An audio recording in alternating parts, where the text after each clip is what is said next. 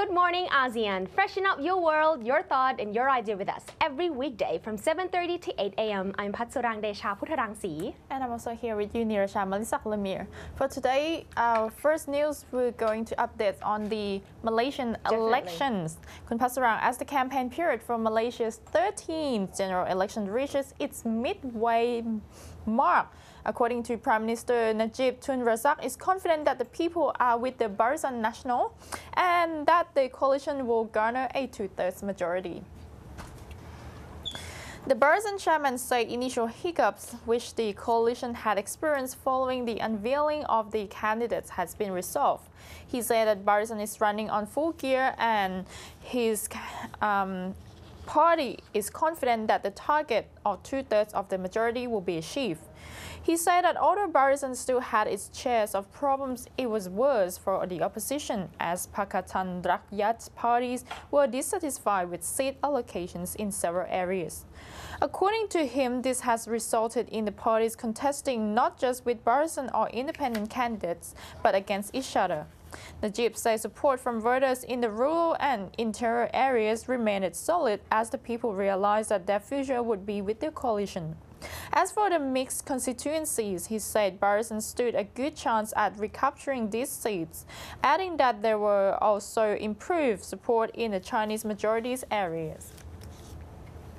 The much-awaited Malaysia's GE13 took off very cordially since April 20th with the candidates. Around 1,899 filed their nomination papers across Malaysia. But then somehow the campaign was marred by hundreds of political attacks. Hundreds of violent attacks and more party bickering. So the Straits Times Asia Reports brings you the highlights from the political battlefront.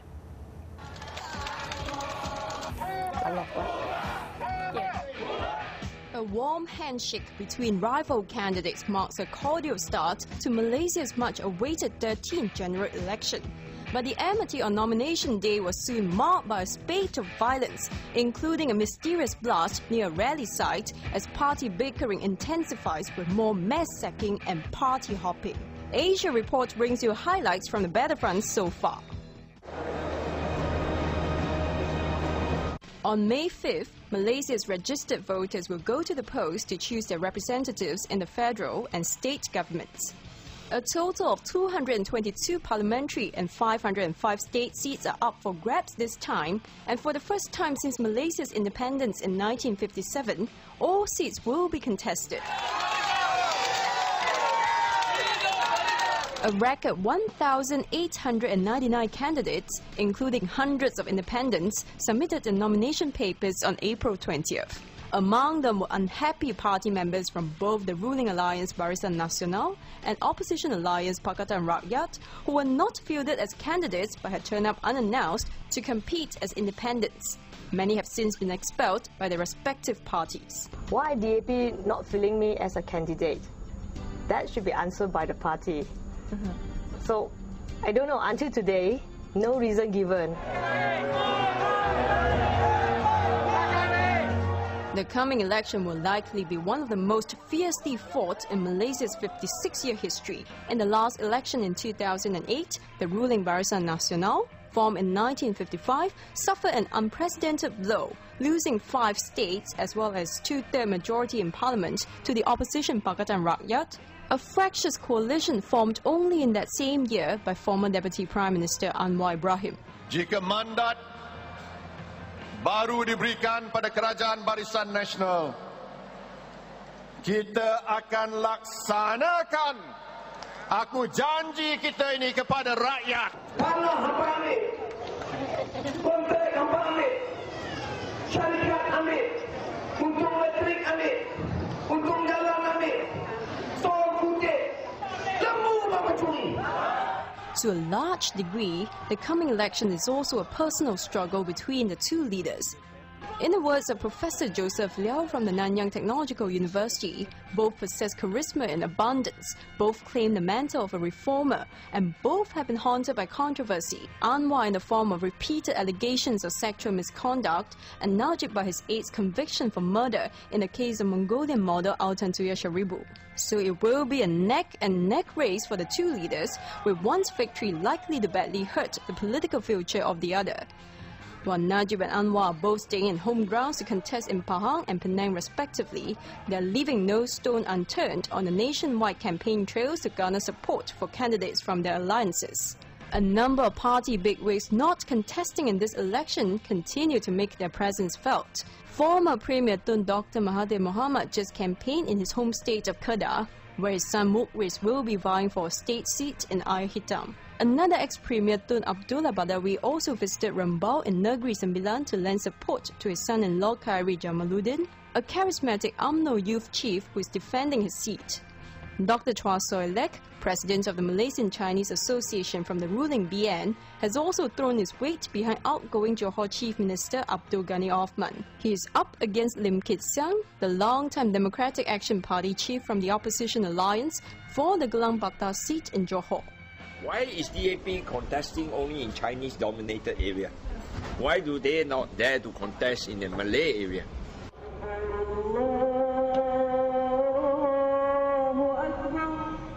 In Kelantan, an Islamic state long held by the opposition PAS, or Parti Islam Se-Malaysia, the ruling BN has sent an army of Muslim scholars and Islamic-oriented professionals. PAS, on the other hand, surprised many when they fielded ethnic Chinese and even Christian candidates like Ho Pang Chau in a show of opposition solidarity.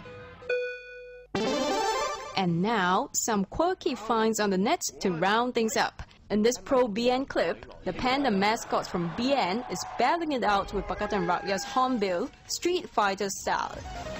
Perfect. For those who are tired of fiery political speeches by now, catch this music video for a change as MCA's Frankie Gunn and his team try to sing their way into voters' hearts. And on the other side of the fence, opposition supporters are using moving narratives to tug at voters' heartstring. In one video, they appeal to Pahang voters to return home to vote for the sake of the aging parents who will stay put despite the potential health risk posed by the presence of Australia's rare earth plant Linus, who is able to set up shop there with BN's approval. 你渴望自由，但有时候你连选择衣服的颜色都要经过别人的同意。 In another clip, voters are encouraged to vote for freedom, justice, and a changing government. For more on the upcoming Malaysian election, get a copy of the Straits Times and visit us on stasiareport.com.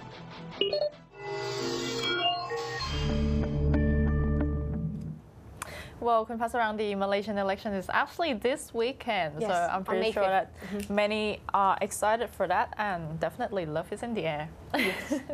All right, now let's have a look at our central bank. Central banks in Southeast Asia inches closer to agreeing on rules allowing commercial banks to expand within the regions in a deal that may pave the way for Indonesians such as Bank Mandiri and Bank Negara Indonesia to broaden their horizons. To qualify for the improved market access, banks must reach the status of qualified ASEAN banks. Requirements to be a QAB will include having headquarters in ASEAN and meeting certain thresholds on capital adequacy and consolidations, restrictions on large exposures, accounting and transparency. Mulya Siregar, Executive Director of Banking Research and Regulations at Bank Indonesia, said this will be complete by the end of this year, adding that the final decision would rest with ASEAN leaders when they are scheduled to meet at a summit in October in Brunei. Mulya said that even though the general requirements for QAB had been laid out, the final decisions of a bank expanding to other countries had to be reached by mutual agreement between the bank's home country and its host country. Sigit Pramono, chairman of the Indonesia Banking Association Perbana, said that Indonesian banks could meet the requirements to be the QABs, but he warned that it still lacked the human resources to compete abroad. So after EU lifted all these sanctions except arms in Myanmar, the US came out to respond fast. Well, it said that it was seeking ways and means to make more investment in Myanmar, prioritizing the sectors that could bring improvement to the daily life of ordinary people. Well, according to acting US Trade Representative Dimitris Mirantis underlined that the most important point Another point was to realize a market-oriented economic system in Myanmar, and that market liberalization was the key to economic development. So also, he said with the Myanmar Commerce Minister, U Win Myint, and also met with other member delegations, that the U.S. offer for generalized system of preferences, the GSP in Myanmar, benefits of GSP, and among others, effective utilization of it. So Mirantis' visit to Myanmar last week came out 2 days after EU's economic sanctions. Well, according to Myanmar official statistics, U.S. investment in Myanmar amounted to $243.56 million in 15 projects, accounting for merely 0.58% of the total as of February 2013, since Myanmar opened to such investment in late 1988. But bilateral trade between the countries reached $190.96 million in 2012, of which Myanmar's export to the U.S. accounted for $16.47 million, while its import stood at $174.49 million. And coming up next after the break, let's have a look at the tourism industry, whether in this period of the strong baht. After the break.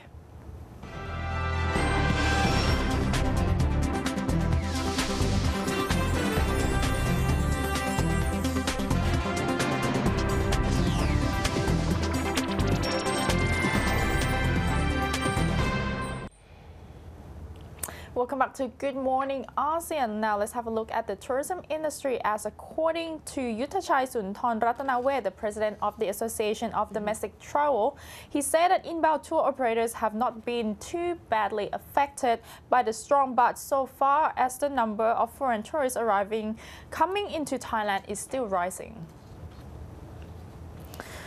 Yuthachai acknowledged that the stronger baht is a worrying problem. He urged the Bank of Thailand to pay as much attention to the tourism sector as it does to the export sector. He said that if the baht were to fall to 28 baht per US dollar, the impact on the tourism industry would be heavy. At present, the stronger baht gives Thais more purchasing power to go abroad. Overseas trips are about 7 to 12% cheaper than before the baht's rapid appreciation, depending on the destination. Yuthachai is worried that the trend will lead additional Thais to travel abroad, which would certainly hurt domestic tourism. At present, domestic tourism faces many problems, not least the rise of online tour operations. Many choose to go abroad if they can have this experience for not much more than it would cost to travel in a country. According to Yuthachai, the number of Thais traveling abroad increased percentage in March to 720,000 people, up from 560,000 people in the same period last year. And in April, he expects to see a 30% year-on-year rise. He said that the baht strengthening is only part of the reason for this phenomenon. Other reasons that Thais are traveling overseas more include economic prosperity and political stability. He said that he was still in the process of estimating the extent of the strong baht's impacts by collecting data from different parties. According to a senior official from the Asian Development Bank, countries in the Greater Mekong sub-region, comprising of China, Laos, Vietnam, Cambodia, Thailand, and Myanmar, can save $14 billion over the next 20 years if they can integrate their power transmission systems. A regional power grid connection would enable countries with hydropower plants to export energy to other countries, saving up to $700 million a year by reducing fossil fuel imports. And also, the report from the bank highlights that a greater supply of hydropower in the region would also help to reduce CO2 emissions by 14 million tons per year by 2020. At present, countries in the region use different resources to generate electricity, Like Thailand, Vietnam, Cambodia rely on natural gas and imported fossil fuel, while others such as China and Laos harness hydropower. While countries also could share and exchange electricity generated from different resources if they connect their power grids, with enabling more efficient use of energy. The ADB notes that while Asia has great potential for hydropower development, only 20% of this resource has been utilized.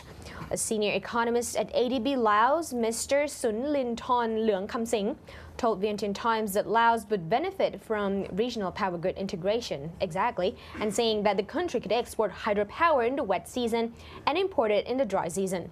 And Mr. Sunlinthorn said that the export value of Lao electricity was about $450 million in 2012, while the value of electricity imported in the same year was about $45 million. Well, the ADB has provided loans for the Lao government to develop its national power grid, enabling provinces in the north and south of the country to access electricity for development purposes. Well, Kunir Shah, you also have the next topic about the Lao officials actually going out to Australia to study more about the hydropower plants. Well, since it is the battery of Asia, so Lao is going to study the sustainable hydro development from Australia. So according to senior government officials of Laos, of course, Laos is looking for knowledge and lessons from Australia to build hydropower dams in sustainable ways. So Deputy Minister of Energy and Mines, Weerawong, said that the Laos government has made a strong commitment to build hydropower plants in sustainable ways, so they are interested in learning lessons from other countries, including Australia.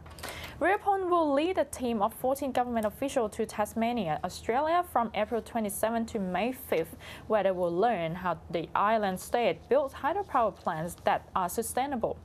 The week-long study tour is funded by a World Bank and AusAid project to strengthen capacity building in the Laos energy and mine sector. The visiting officials will play a significant role in the development of policy on hydropower in Laos. The island state of Tasmania is also home to a number of educational institutions and experts who are familiar with the constructions of environmentally friendly hydropower plants.